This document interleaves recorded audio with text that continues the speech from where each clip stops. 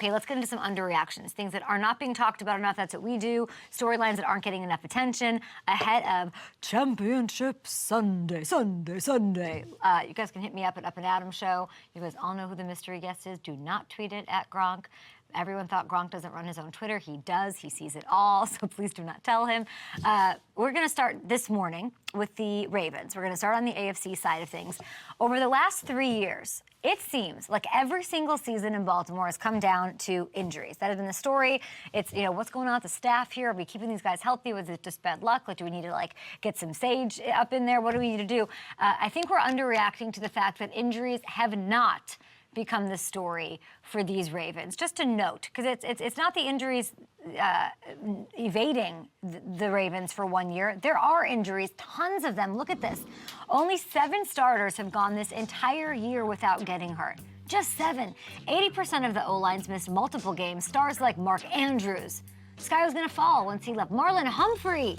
Marcus Williams, our guy. They've missed half of the season. JK Dobbins missed the whole year. He's rehabbing with Aaron Rodgers. Like, the Ravens weren't going to go anywhere, because every year they have injuries and then they don't end up going as far as we want them to go, or as far as the talent and the roster or the coaching or the culture, any of it can take them. Somehow, despite all of this year, the Ravens completely dominated everyone over the last 2 months. It is credit to Eric DeCosta, this amount of depth that he's built, how seriously he's taking it.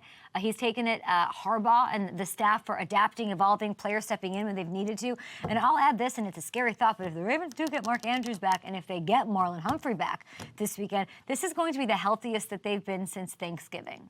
So I don't know if FanDuel Sportsbook making those lines, the razzle-dazzle on the abacus over there, counting that or taking that into enough consideration when they're busting these lines out and stuff. But it's always been the story, probably since 2016, since I got onto Good Morning Football. I had to talk about the NFL for 3 hours a day. It was Ravens injuries and then this and doesn't, and they have that in spades. Yet somehow they've overcome it, and I think it's dang impressive. Okay, on the Chiefs side.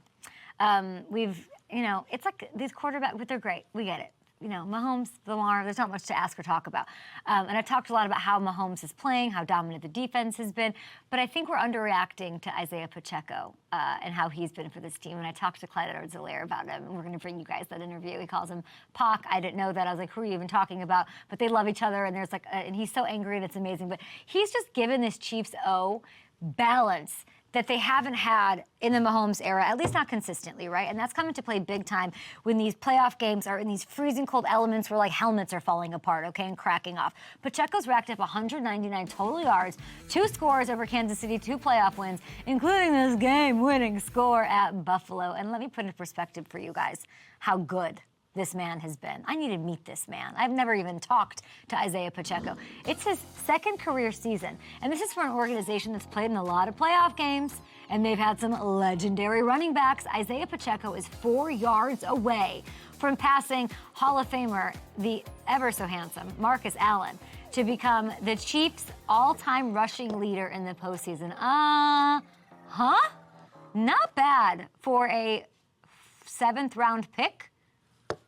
And while the Ravens' defense, they're tough, it's not going to be easy. I'm not saying that. They are just 14th against the run this season. So Pacheco, big name, big key.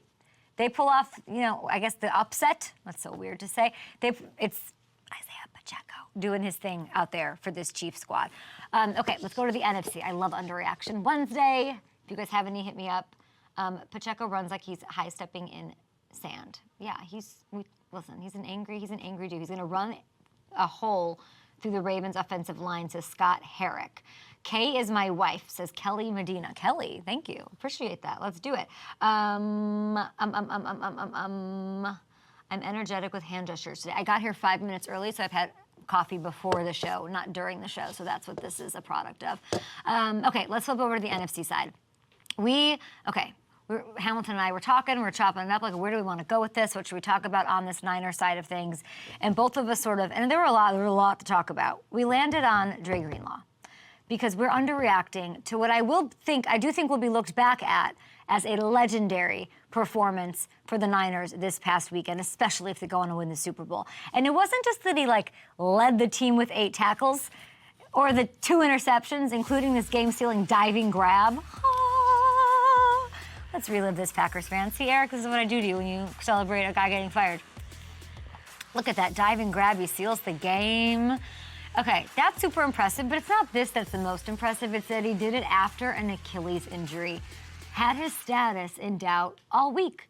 He's wearing the Robo-Gronk arm out there. This is one of the biggest games this man has played in. All-Pro Fred Warner rightfully gets a lot of love, and he's all over the place, but Greenlaw, for whatever reason, doesn't get talked about nearly enough. I don't know why. He's given the Niners, I'm going to say a Willis Bowman-esque, I'll say it, 1-2 punch that sort of made the defense a beast to deal with.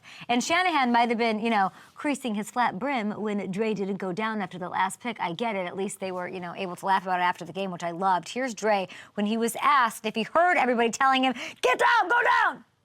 Oh, yeah, I heard him.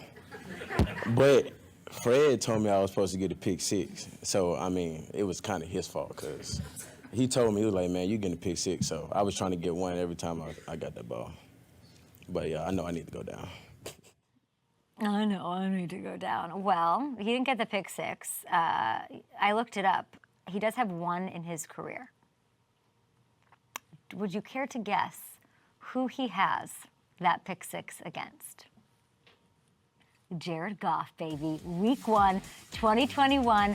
This is Goff's first game as a Lion, people. Are we kidding? Not saying history is gonna repeat itself, but do I love a little layer, a little extra spice on this? Absolutely, something to keep an eye on. That is Greenlaw's thing. Goff's first game. I loved that little bite that Hamilton found. That's amazing. Lions fans, if we don't talk about you, how could we do that? We will absolutely have to hit the Lions up and talk about Jahmyr Gibbs.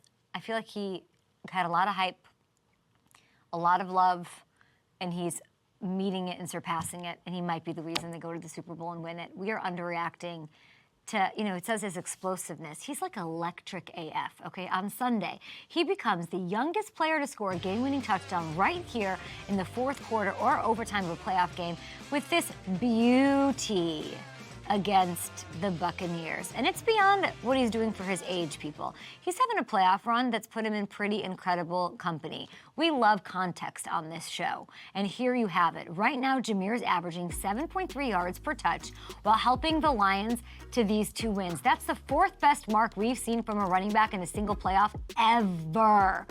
That's up there with, again, hello, Marcus Allen. Oh, Reggie Bush during their Super Bowl runs.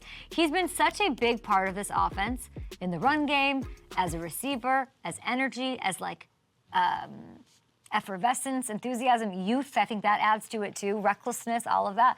I wonder if they shouldn't consider giving him more opportunities this weekend against the Niners. I asked Hamilton in our pre-show meeting, what's the number? What's the number that we want to manifest as a family here for them to get to if they were to win, that we need the Gibbs to get the ball more? What does that look like?